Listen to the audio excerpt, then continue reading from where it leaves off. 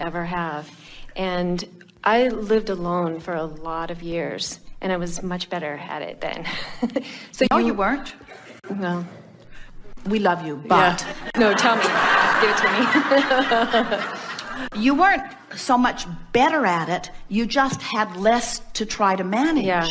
In other words, when you're all alone, there's not nearly as many people to bug you. Yeah. But then you must become a hermit to be happy. Yeah, no. Yeah. No. And in time, you won't even like yourself. Yeah. In other words, that never works. It's so much better to stabilize and look for things that feel good wherever you are, and then you can go anywhere and feel good. I want that. And I love the richness in my life, and I love all of the people, and I love the variety. And most of the time I really am just devouring it and finding so many wonderful things about it. We want to go back to this chaos thing because we know how uncomfortable that feels. And we want you to realize that anytime you give your attention to anything, your attention to it activates the vibration of it within you.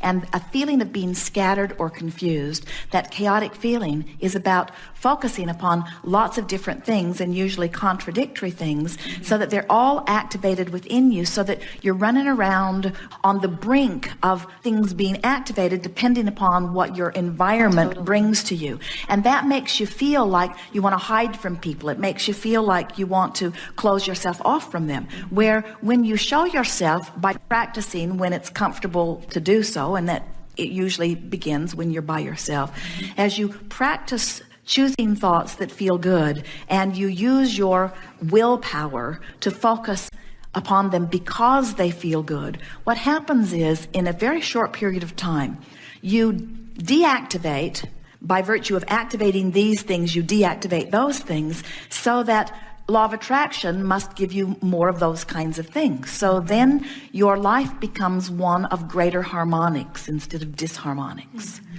You don't want to be single-minded, because we like the word you use. You like the richness and fullness of the variety of your experience. But you can have richness in harmony, or you can have richness or variety in disharmony or discord. So it's all about my newfound determination to focus with the intention of generating a feeling that feels good to me while I do it. That really is the key to what we call in this workshop art of allowing. The art of allowing all of the wonderful things in that want in, by virtue of my releasing resistance, which is the only thing that's been keeping them out.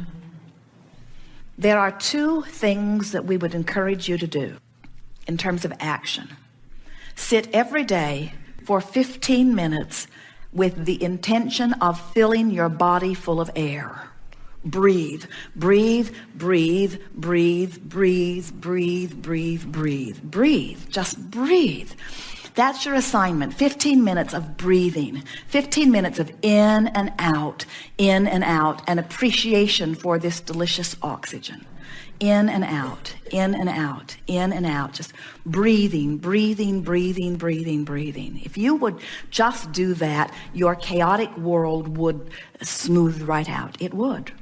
Just by focusing on breathing for 15 minutes every day. 15 minutes of breathing, really breathing. Breathing with the idea of filling my body, filling my lungs, so that my lungs can transport the oxygen and all of its life-giving qualities to the extremities of my body.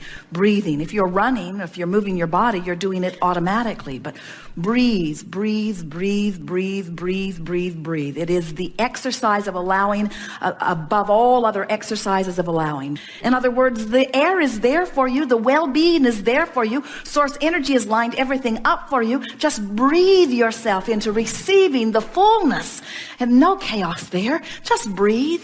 Just breathe. It is the most natural thing in the world.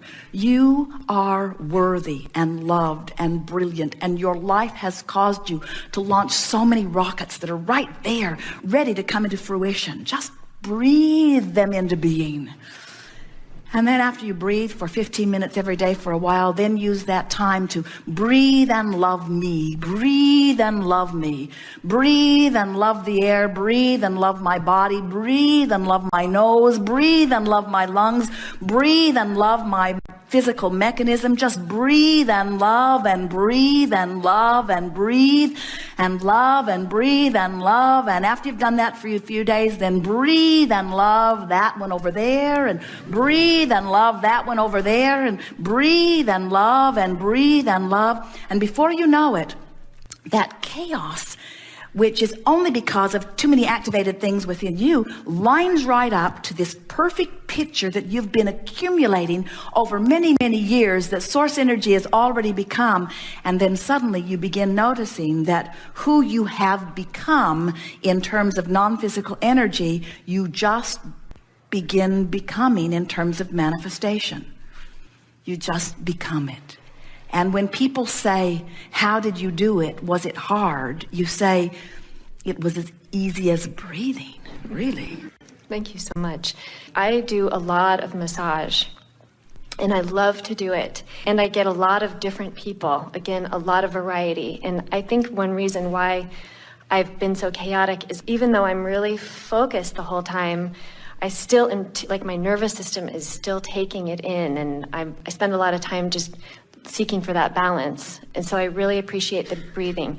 While I'm in the massage, doing the massage, can you help me with something to focus, where to focus? Well, we're appreciating the wisdom in the way you presented this, because if you will take time to breathe yourself into alignment before your first encounter in a day, you'll find that you won't be trying so hard. What's happening to you is you're very sensitive to energy. And so you get yourself lined up, and then you introduce yourself in really full fashion to what's going on with someone else. Yeah. And as you do that, instead of bringing them up to your vibration, you're sort of meeting them at their vibration, and then recognizing it, because you can tell by the way you feel as you don't feel the energy in the way you're accustomed to, and you even find yourself feeling physical fatigue as a result of it.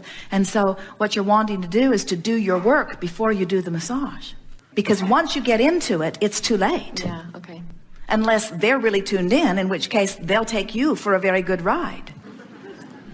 So you could put a shingle out that says, only come to me when you're at your best. Right. But most of them don't think that's when they need you. Right. They want to come to you so that you can help them find their best, you see. And so you might want to integrate some of that breathing into your preliminary massage work with them. In other words, let them know that you're going to help them without even touching them for a little while, massage from the inside out, and then just sit for 2 or 3 minutes and deep breathe with them, just to sort of relax them and relax you. It can make a world of difference as you begin the work, you see. Okay. And then the next specific thing in response to your specific question is when you bump up against something energy-wise, and when that happens, that's the time for you to breathe, because in your breathing, what it's saying is, I'm just going to let this be what it bees while I connect with the energy that is me. And in your breathing, it happens with a lot of healers and people who are doing massage or even medicine, or anyone who is hands-on anything with another. Very often what happens is you get so that you can feel when it's flowing, and you can feel when you've bumped up against something. And the knee-jerk reaction when you bump up against it is to garner more energy and push a little. But if they're blocked and you push, it just backlashes right back at you, and it doesn't help them. We've never ever seen anyone, no matter how talented they are in accessing the energy, push through a blockage. You just can't do it, because whatever you're pushing against is getting bigger by your awareness of it. So you have to envision blockage free. In other words, you have to see them as open and receiving. And so the attitude that we would have and the words that we would speak during our breathing exercise prior to interacting with them is, I'm aligning to this source energy, and I'm enhancing my sensitivity to their energy, and I'm going to know how much they're ready for, and that's what I'm going to flow. And whatever they're ready for is just right for today, because every day is a new day. And so this is just where they are today. Sometimes you have a client where you remember a particularly good experience with them, and that's what they want from you again. They want that from you again, even though today they're an ornery toad. Today, they're nowhere near the openness than they were that day, but they want the same thing from you, you see. Well, they can't get the same thing. Their vibration has to be in a place where they are allowing it. And when you take responsibility for their vibration, you get chaos in your experience. So your attitude to them, whether you speak it or not, is, I am willing to facilitate you in receiving whatever you're ready to allow, whatever you are ready to allow. And if it's a lot, I'm up for it. If it's not so much, that's okay too. And as you stop trying to push more at them than they're ready for, oh, your world is going to get so much better. That's great. Thank you so much. That's the work.